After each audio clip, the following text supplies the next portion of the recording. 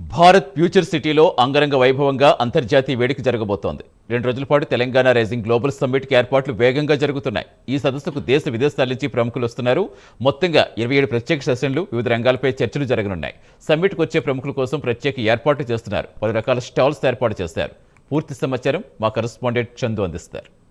తెలంగాణ ప్రభుత్వం ప్రతిష్టాత్మకంగా నిర్వహిస్తున్న తెలంగాణ రైజింగ్ గ్లోబల్ సమ్మిట్కు పనులన్నీ కూడా శరవేగంగా కొనసాగుతూ ఉన్నాయి. ఫ్యూచర్ సిటీలో ప్రస్తుతం మనం చూడొచ్చు.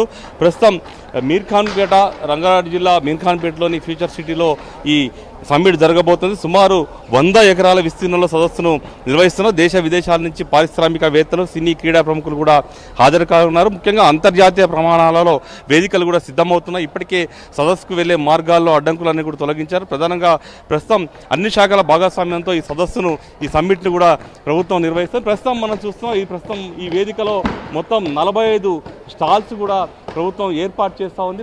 ఇక్కడ చూడొచ్చు క్రెడా ఏదైతే బిల్డర్స్ అసోసియేషన్ సంబంధించినటువంటి ఆ క్రెడాయి సంస్థ సంబంధించిన స్టాలు ఏర్పాటు చేశారో, అదేవిధంగా పక్కన ఎంఆర్, అదేవిధంగా ఒకవైపు జిఎంఆర్ సంబంధించిన ఎయిర్పోర్ట్కి సంబంధించిన స్టాల్ కావచ్చు, అదేవిధంగా health, medical, family welfare department సంబంధించినటువంటి స్టాలు, అదే పక్కనే ఇందిరా మహిళా శక్తి ఉమెన్ ఎంపవర్మెంట్ పేరిట ఒక స్టాల్ను కూడా ఇక్కడ ఏర్పాటైతే చేస్తూ ఉన్నారు. ప్రధానంగా చూసినట్టయితే ఈ సదస్సులో మహిళలు, అదేవిధంగా విద్యా వైద్యానికి ఎక్కువ ప్రాముఖ్యత ఇస్తున్నట్టుగా మనం చాలా స్పష్టంగా అర్థమవుతుంది. ఇప్పటికే ఇందిరా మహిళా శక్తి కింద ఇటు మహిళలకు పెట్రోల్ బంకులతో పాటు వివిధ కార్యక్రమాలకు కూడా ప్రభుత్వం చేపడుతున్న నేపథ్యంలో దానికి సంబంధించినటువంటి స్టాల్స్ కూడా ఇక్కడ ఏర్పాటు చేశారు. వచ్చేటువంటి వాళ్ళంతా కూడా ఈ స్టాల్స్ అందరూ కూడా సందర్శిస్తారు. అందుకోసం దాదాపు 45 స్టాల్స్ కూడా ఇక్కడ డిపార్ట్మెంట్ల వారీగా కూడా ఏర్పాటు చేస్తున్నారు. పనులన్నీ కూడా శరవేగంగా కొనసాగుతూ ఉన్నాయి. ఒకవైపు చూడొచ్చు ఇక్కడ స్టాల్ను కూడా ఏర్పాటు చేశారు. అదేవిధంగా ఇటువైపు టూరిజం డిపార్ట్మెంట్ సంబంధించినటువంటి స్టాల్ను కూడా ఇక్కడ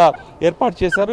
ఇప్పుడే సిద్ధం అవుతూ ఉన్నాయి. లోపల స్పోర్ట్స్ అథారిటీ సంబంధించినటువంటి స్టాల్స్, అదేవిధంగా డిపార్ట్మెంట్ ఆఫ్ హ్యాండ్లూమ్స్, హ్యాండ్క్రాఫ్ట్కి సంబంధించినటువంటి స్టాల్స్, అంటే మొత్తంగా ప్రభుత్వంలో ఉన్నటువంటి డిపార్ట్మెంట్ అన్నిటికి సంబంధించినటువంటి స్టాల్స్ అన్నింటినీ కూడా ఇక్కడ ఏర్పాటు చేసి వచ్చే వాళ్ళందరూ కూడా స్టాల్స్ను సందర్శించేలా కూడా ఇక్కడ సిద్ధం చేస్తున్న పరిస్థితి కనిపిస్తుంది. ప్రస్తుతం చూడొచ్చు మొత్తంగా ఫ్యూచర్ సిటీలో పనులన్నీ కూడా చాలా శరవేగంగా కొనసాగుతున్నాయి. ముఖ్యంగా 14,000 చదరపు మీటర్లతో కూడిన 8 ప్రత్యేక ప్రాంగణాలను కూడా ఇక్కడ ఏర్పాటు చేశారు. ప్రధాన ప్రాంగణమైన ఇనాగరల్ హాల్లో పాటు అనుబంధంగా ఉన్నటువంటి బ్రేక్అవుట్ సెషన్ హాల్స్లో మీడియా రూమ్లు, డైనింగ్ హాల్లు, సైట్ ఆఫీసులు, పోలీస్ శిబిరం, ఫైర్ శిబిరం తదితర ప్రాంతాలను కూడా ముఖ్యమంత్రి రేవంత్ రెడ్డి దేశ విదేశ ప్రముఖులతో కలిసి చర్చించేందుకు వీలుగా ఇనాగరల్ హాల్కు అనుబంధంగా ప్రత్యేక గదులను కూడా సిద్ధం చేస్తున్నారు. మరోవైపు భోజనాల కోసం కూడా 3 డైనింగ్ హాల్లను కూడా ఏర్పాటు చేశారు. ముఖ్యంగా 6,500 చదరపు మీటర్ల ప్రాంగణాన్ని తీర్చిదిద్దిన పరిస్థితి కనిపిస్తూ ఉంది. మరోవైపు ఫ్యూచర్ సిటీలో ఇంటర్నెట్ సేవల కోసం తెలంగాణ ప్రత్యేకంగా ఫైబర్ గ్రిడ్ ఏర్పాట్లను కూడా చేసింది. మొత్తం 5G డాటా ఆధారంగా మొత్తం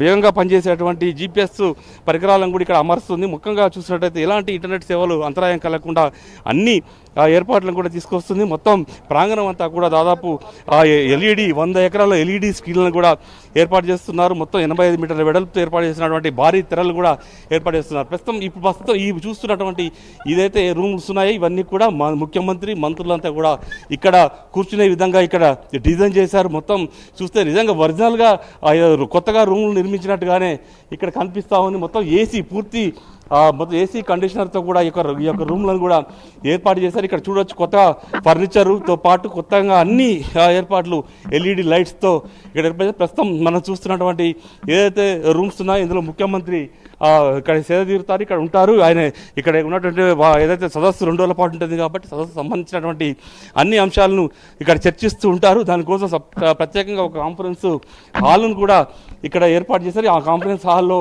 ఒక LED టీవీతో పాటు పూర్తి స్థాయిలో అన్ని సదుపాయాలు కూడా ఇక్కడ కల్పిస్తున్న పరిస్థితి కనిపిస్తుంది. దీనికోసం ప్రస్తుతం కొత్తగా ఫర్నిచర్ని తీసుకొని వచ్చారు. ఫర్నిచర్ ఇప్పుడే అన్ని ఇక్కడ దిగింది. ఈ ఫర్నిచర్ అన్నిటిని కూడా ఇక్కడ ఏర్పాటు చేస్తారు. ముఖ్యంగా చూసినట్టయితే మొత్తం అసలు ఫ్యూచర్ సిటీలో అంటే ఏమీ లేని చోట కూడా ఒక అద్భుతాన్ని సృష్టించినట్టుగా కూడా ఇక్కడ ఏర్పాట్లు అయితే కొనసాగుతున్నాయి. ఎందుకంటే ఇది దాదాపు హైదరాబాద్ సిటీకి దాదాపు 40-50 కిలోమీటర్ల దూరంలో ఇది ఉంది ఫ్యూచర్ సిటీ. ఇక్కడ ప్రస్తుతం అయితే మొత్తం ఒక అద్భుత నగరాన్ని నిర్మించినట్టుగానే ఇక్కడైతే మనకు ఈ దృశ్యాలు చూస్తే చాలా స్పష్టంగా అర్థమవుతుంది. ఎందుకంటే సుమారు 2,000 మంది దేశ విదేశీ అతిథులు సదస్సుకు హాజరవుతారు కాబట్టి వారికి సేవలు అన్నీ అందించాలి కాబట్టి వాళ్ళకి ఎలాంటి ఇబ్బందులు కలగకుండా అన్ని ఏర్పాట్లు చేస్తున్నారు. మనం ప్రస్తుతం చూస్తున్నటువంటి రూమ్స్ ఏవైతే ఉన్నాయో ఈ రూమ్స్ అన్ని కూడా మంత్రుల కోసం ఏర్పాటు చేశారు. ఆ మంత్రులు ఇక్కడ కూర్చుంటారు, వచ్చేటువంటి డెలిగేట్స్ చర్చలు జరుపుతారు.